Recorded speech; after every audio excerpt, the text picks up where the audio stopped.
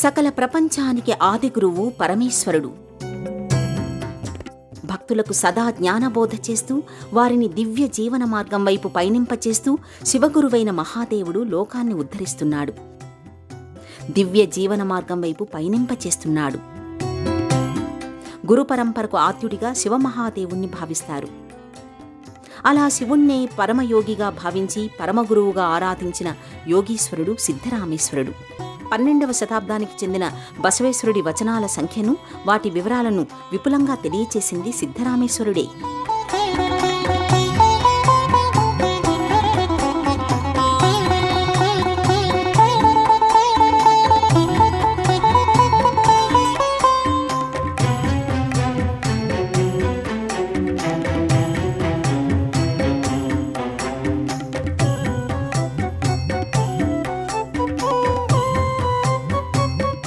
పన్నెండవ శతాబ్దంలో సత్య సదాచార సంపన్నులైన ముత్తయ్య, సుగుణమ్మ దంపతులకు కారణజన్ముడిగా, శివాంశ సంభూతుడిగా సోలాపూర్లో ఆయన జన్మించారు. బాల్యంలో పశువులు మేపుతూ శివతత్వాలని ఆలపించేవాడు. సదా శ్రీశైల మల్లన్నను ధ్యానించేవాడు. శ్రీశైలం వెళుతున్న యాత్రికులతో తాను కూడా ఇంట్లో చెప్పకుండా వెళ్ళిపోయేవాడు. అలా బాల్యం నుంచే శ్రీశైల మల్లికార్జునుడి పట్ల ఎంతో భక్తిని ప్రకటించేవాడు. శ్రీశైలంలో కపిలసిద్ధ మల్లికార్జున అనే మహాలింగాన్ని ప్రతిష్ఠించాడు. తన భక్తిపూర్వక అనుభవాలతో కపిలసిద్ధ మల్లికార్జున అనే మకుటంతో వచనాలను రచించాడు. కర్మయోగిగా, మహాశివభక్తుడిగా అనేక చోట్ల సిద్ధరామేశ్వరుడు శివలింగాలను ప్రతిష్ఠించాడు. మహాజ్ఞాని అయిన చందా బసవేశ్వరుడు సిద్ధరామయ్యకు లింగదీక్షను అనుగ్రహించారు. సిద్ధరామయ్య అనుభవ సంపన్నుడి శివయోగి అనుభవ మంటపంలో ప్రముఖ స్థానాన్ని పొందగలిగారు. తన వచనాలతో అందరికీ చైతన్య స్ఫూర్తిని కలిగించేవారు. వీరశైవ సంప్రదాయంలో సిద్ధరామయ్యకు ఎంతో ప్రముఖ స్థానం ఉంది. సిద్ధరామేశ్వరుడు వచనాలే కాక అనేక గీతాలను బసవస్తోత్ర విధి, మిశ్ర స్తోత్ర త్రివిధి, అష్టావర్ణ స్తోత్ర త్రివిధి అనే రచనలు చేశారు. పరమగురువు శివయోగి అయిన సిద్ధరామేశ్వరుడు సోలాపూర్లో శివైక్యం చెందారు. ఇప్పటికీ అక్కడ ఆయన సమాధిపై సిద్ధేశ్వరాలయం వర్ధిల్లుతోంది. కర్ణాటకలోని విజయపుర ఒకప్పుడు బీజాపూర్గా వ్యవహరించబడేది. బీజాపూర్కి చరిత్రలో ఎంతో ప్రత్యేక స్థానం ఉంది. ఎన్నో చారిత్రక కట్టడాలకు బీజాపూర్ ఆలవాలం. అలాంటి బీజాపూర్ని ప్రస్తుతం విజయపురగా వ్యవహరిస్తున్నారు.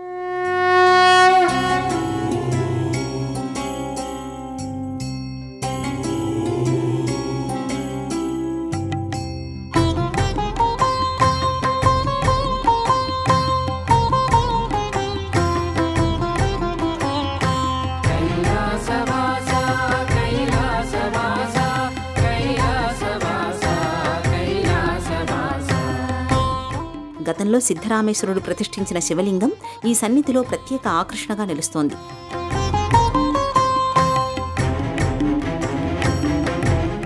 కన్నడ నాట అనేక ప్రాంతాలలో సిద్ధరామేశ్వర లింగాలను సిద్ధేశ్వరుడు ప్రతిష్ఠించాడు. ఆ పరంపరలోనిదే విజయపురలోని సిద్ధరామేశ్వర శివలింగం.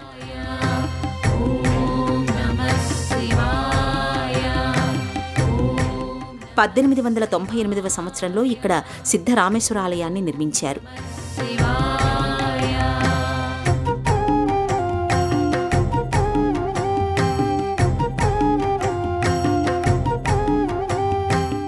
విజయపురిలోని సిద్ధేశ్వర మఠం అపురూప చారిత్రక కట్టడాన్ని తలపిస్తుంది.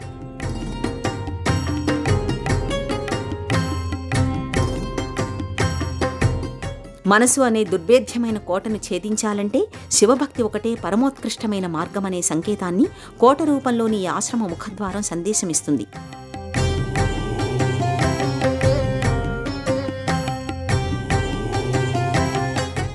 మఠం సముదాయంలో 7 గోపురాలతో కూడిన ప్రధాన కట్టడం ఆకట్టుకుంటుంది. ఈ 7 గోపురాలు బసవేశ్వరుడికి, ఆయన ప్రముఖ శిష్యులైన 6గురికి సంకేతంగా భావిస్తారు. ప్రధాన కట్టడం సువిశాలంగా ఆధ్యాత్మిక దీప్తితో ప్రశాంత వాతావరణంలో వర్ధిల్లుతుంది. ప్రధాన మంటపంలో ప్రత్యేక పీఠంపై సిద్ధరామేశ్వరుడి ముఖారవిందం దివ్య కళలతో దర్శనమిస్తుంది.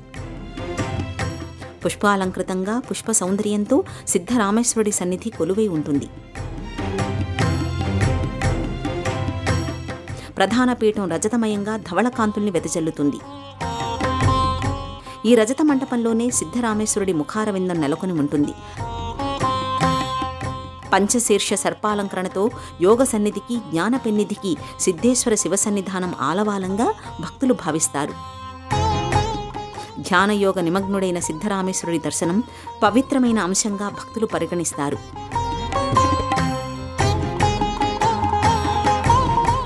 జపసాధనలు, యోగ సాధనలు శివుడి యొక్క అనుగ్రహాలు. యోగ విద్యలో మంత్రయోగానికి ఎంతో ప్రాధాన్యం ఉంది. సకల యజ్ఞాలలో జపయజ్ఞానికి చాలా ప్రాముఖ్యత ఉందని భగవద్గీత పేర్కొంది.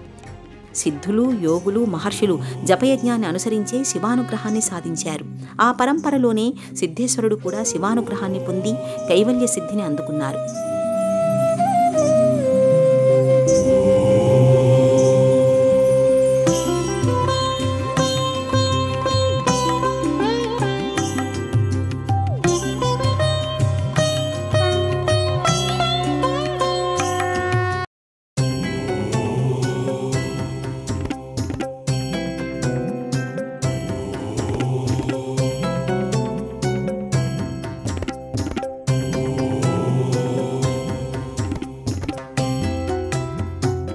బసవేశ్వరుని ప్రియశిష్యుడిగా సిద్ధేశ్వరుడు కన్నడ నాట వీరశైవాన్ని విస్తృతంగా ప్రచారం చేశారు. శివయోగి సిద్ధరామేశ్వరుడు విజయపురలో కొంతకాలం తపస్సు చేశారు. తాను తపస్సు చేసిన ప్రదేశంలోనే సిద్ధ శివలింగాన్ని ప్రతిష్ఠించారు. ఆ శివలింగమూర్తి సిద్ధరామేశ్వరలింగంగా ప్రసిద్ధి చెందింది.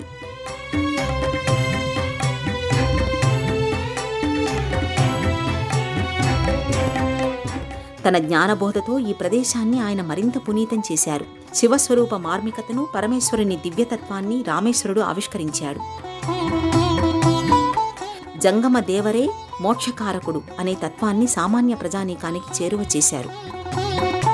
సర్వసమానత్వ భావాన్ని ఆయన ప్రతిబింబించారు. శివుడి ఆరాధన వల్ల మోక్షప్రాప్తి సిద్ధిస్తుందని, శివుడు సామాన్య ప్రజల ఆరాధ్య దైవంగా ఆయన ప్రతిపాదించారు. సమస్త ప్రపంచం శివుడి నుంచే ఉత్పన్నమైందని, దేని నుంచి సృష్టి ఆవిర్భావమైందో దానిలోకే మళ్లీ సృష్టి సంలీనమవుతుందనే తాత్విక సత్యాన్ని శివపరమాత్మ దివ్య మహాలింగం ప్రకటిస్తుంది.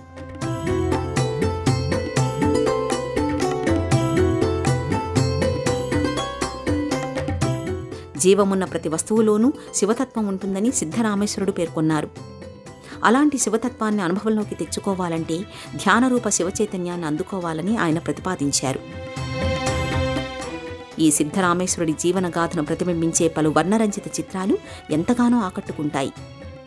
శివభక్తులకు మార్గదర్శకుడిగా, శివలీలా వైభవాన్ని ఆవిష్కరించిన మహాయోగిగా ఆయన జీవన ప్రస్థానంలోని ముఖ్య అంశాలకు సంబంధించిన చిత్రవులు ఇక్కడ ప్రత్యేక ఆకర్షణ.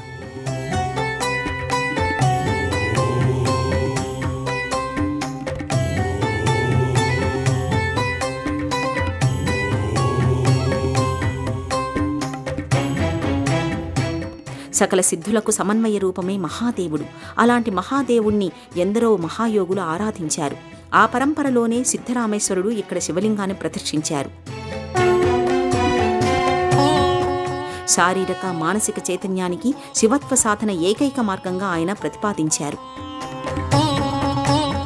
మానసిక యోగానికి, శారీరక కర్మకు బలాన్ని ఇచ్చేది ధ్యానం. అలాంటి ధ్యానాన్ని వాచిక యజ్ఞంగా ఆయన పేర్కొన్నారు. భ్రూమధ్యలో శివస్మరణ చేస్తూ సదా సర్వదా శివచైతన్యాన్ని నింపుకొని ఆత్మకు పరమాత్మకు అభేదాన్ని ప్రకటించడమే శివయోగ సాధనగా సిద్ధరామేశ్వరుడు అభివర్ణించారు.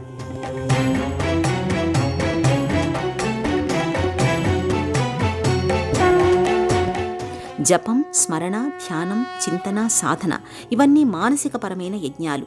ఈ యజ్ఞాలు సర్వోత్కృష్టమైన శివమహాదేవుడి అనుగ్రహానికి హేతువులుగా నిలుస్తాయి అని సిద్ధేశ్వరుడు ఉపదేశించారు.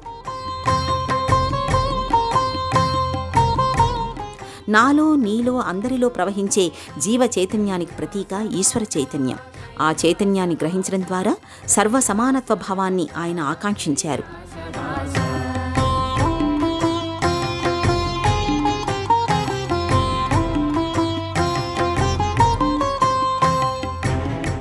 శరీరమే కైలాసం, అలాంటి పరమ పవిత్రమైన శరీరాన్ని వినియోగిస్తూ, శరీరాన్ని ఉపకరణంగా భావిస్తూ, దానినే మాధ్యమంగా సంభావిస్తూ శివకైంకర్యంగా అందరి శ్రేయస్సుని ఆకాంక్షించాలి.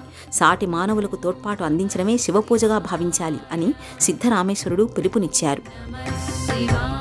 ఆయన ఆకాంక్షలకు తగినట్టుగానే తన తపోశక్తిని ధారపోసిన ఈ సన్నిధి భక్తుల పాలిట పెన్నిధిగా అలరారుతోంది. అందుకే ఇది సిద్ధిక్షేత్రంగా వర్ధిల్లుతోంది. ఎందరో భక్తులు మనోభీష్టాలను సాకారం చేసుకున్న ఈ సిద్ధిక్షేత్రం అపురూప శైవ మఠంగా కర్ణాటకలో ప్రఖ్యాతిగాంచింది. శాంతిని, శుభాన్ని, మంగళాన్ని అనుగ్రహించే దైవం పరమేశ్వరుడు. శాంతి, శుద్ధత, శుభాలకు మూలకారకుడు సర్వేశ్వరుడు. సకల దుఃఖాలను నివారించే రుద్రుడు శాశ్వతుడిగా, నిత్యుడిగా, లోకేశ్వరుడిగా ఖ్యాతిగాంచాడు. లోకక్షేమమే శివుడి ఆకాంక్ష. అలాంటి శివుడి ఆకాంక్షను సాకారం చేయడానికి ప్రతి ఒక్కరూ తమ వంతు కృషి చేయాలని సిద్ధరామేశ్వరుడు పేర్కొన్నారు. సాటి మానవులను ప్రేమించలేనివారు, తోటి వ్యక్తులను అభిమానించలేనివారు, సమాజంలో ప్రేమాస్పద భావాలను ప్రకటించలేనివారు శివకరుణకు పాత్రులు కాజాలరు అని ఆయన విస్పష్టంగా ప్రకటించారు. పక్క వ్యక్తిని ద్వేషిస్తూ పరమేశ్వరుని ధ్యానం చేసినంత మాత్రాన అది నిష్ప్రయోజనమని, అందరినీ ఆదరిస్తూ అందరిలో శివచైతన్యాన్ని వీక్షించడమే అసలైన శివారాధనమని సిద్ధరామేశ్వరుడు పేర్కొన్నారు. జనన మరణాలకు అతీతమై ఆది మధ్యాంతరహితమై వెలిగే వైభవోపేత విశిష్ట రూపధారి జంగమదేవర. అలాంటి శివస్వరూపాన్ని ఆరాధించి యోగులు ధన్యత అందుకుంటారు, సిద్ధులు సిద్ధి పొందుతారు. మహర్షులు తమ హృదయ స్థానాలలో ఆ రూపాన్ని ప్రతిష్ఠించుకుంటారు. ఆ పరంపరలోనే సర్వాత్మన మహాలింగమూర్తి ఆరాధనలో తన జీవితాన్ని ధన్యం చేసుకున్న సాధు పుంగవుడు సిద్ధేశ్వర స్వామి. ఆ యోగేశ్వరుడి స్మారక సన్నిధి సిద్ధరామేశ్వర పీఠంగా, సిద్ధేశ్వర మఠంగా విజయపురిలో వర్ధిల్లుతోంది. శివుణ్ణి ఉపాసించే జీవులు ధన్యులు. వారు మానవ జీవితాలను సార్థకం చేసుకున్న భాగ్యవంతులవుతారు. ఇలాంటి జీవుల జన్మ సాఫల్యమవుతుంది అని శివమహాపురాణం సవివరంగా పేర్కొంది.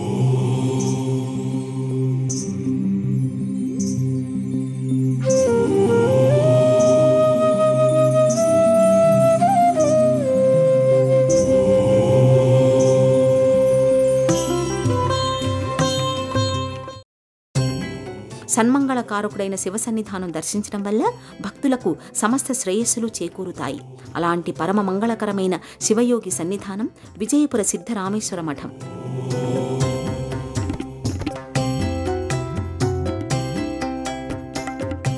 పరమేశ్వరుడి దివ్య కరుణావైభవం ప్రకటితమైన అద్భుత ఆధ్యాత్మిక సన్నిధిగా ఈ లోగిలి గోచరమవుతుంది. మఠం ప్రాంగణం వర్ణభరితంగా, శోభాయమానమైన కట్టడాల సమన్వితంగా భాసిల్లుతుంది. ఋషీశ్వరుడైన సిద్ధరామేశ్వర యోగి తన తపశ్శక్తిని సంపూర్ణంగా ఆవిష్కరించిన శివ మహిమక్షేత్రంగా ఈ మఠం తేజరిల్లుతోంది. మనిషి శివుణ్ణి నిష్కల్మషంగా పూజించాలి అనుకుంటే తన ఆత్మ నిండా శివుడే కొలువైనట్టు భావించాలి. శివారాధనలో చతుర్విధ ముక్తుల్ని సాధకులు అందుకోవచ్చు.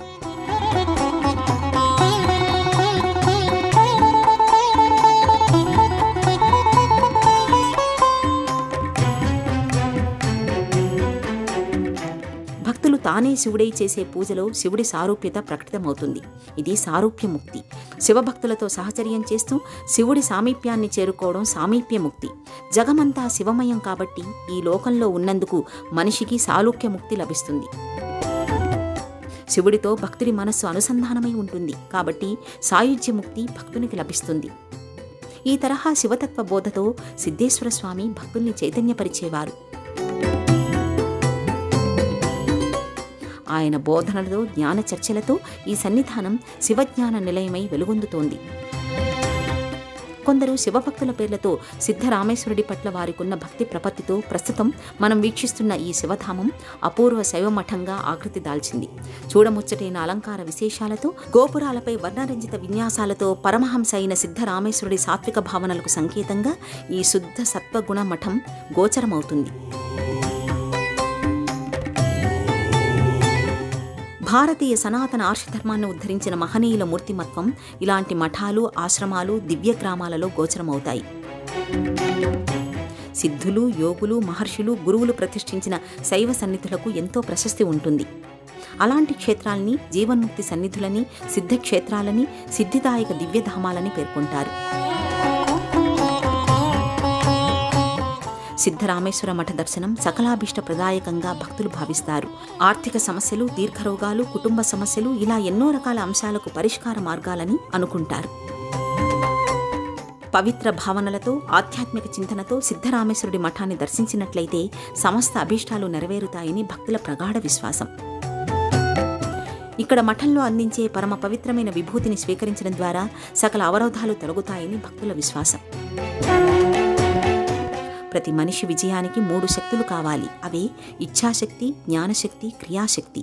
ఈ త్రిశక్తుల్ని అందుకుని జీవన గమనంలో పురోగమించడానికి భక్తులు ఈ మఠానికి విచ్చేసి సిద్ధరామేశ్వరుడి అనుగ్రహాన్ని, ఆశీస్సులని అందుకుంటారు. విజయపురలోని సిద్ధరామేశ్వర మఠం కేవలం ఆధ్యాత్మిక కార్యక్రమాలకే పరిమితం కాకుండా అనేక ధార్మిక సేవా కార్యక్రమాలని విస్తృతంగా చేపడుతోంది. మఠం పాలక మండలి ఆధ్వర్యంలో అనేక ధార్మిక, సాంస్కృతిక సేవా కార్యక్రమాలను చేపడుతున్నారు.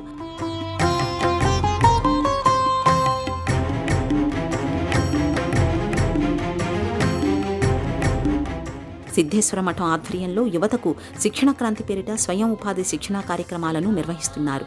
అలాగే గ్రామస్థాయిలో వైద్య ఆరోగ్య శిబిరాలను, రక్తదాన శిబిరాలను నిర్వహిస్తున్నారు. వృద్ధాశ్రమం నిర్వహిస్తూ జీవిత చరమాంకంలో ఉన్న వృద్ధులకు ఆసరాగా ఈ మఠం చేయూతనందిస్తోంది. పాఠశాలలు, జూనియర్ కళాశాలలు, డిగ్రీ కళాశాలల్ని సిద్ధేశ్వర మఠం నిర్వహిస్తోంది.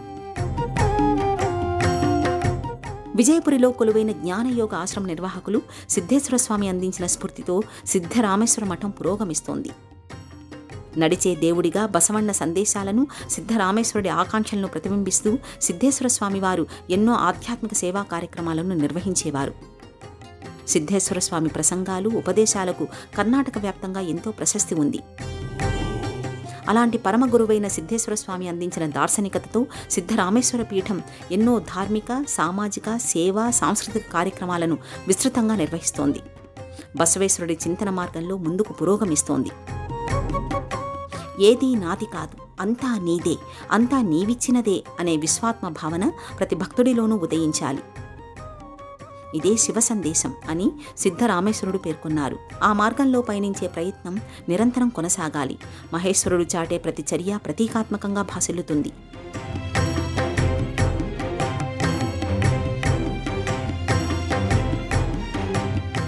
మనిషిని సతమతం చేసే 3 రకాల వికారాలు నాది, నాకు, నేను.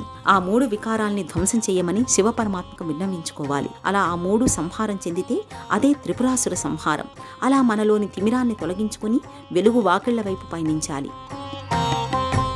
శివపరమాత్మ కరుణతో దివ్యత్వాన్ని అందుకున్న సాధు పుంగవులు నిర్దేశించిన ప్రగతి పథంలో ప్రతి ఒక్కరూ ముందడుగు వెయ్యాలి.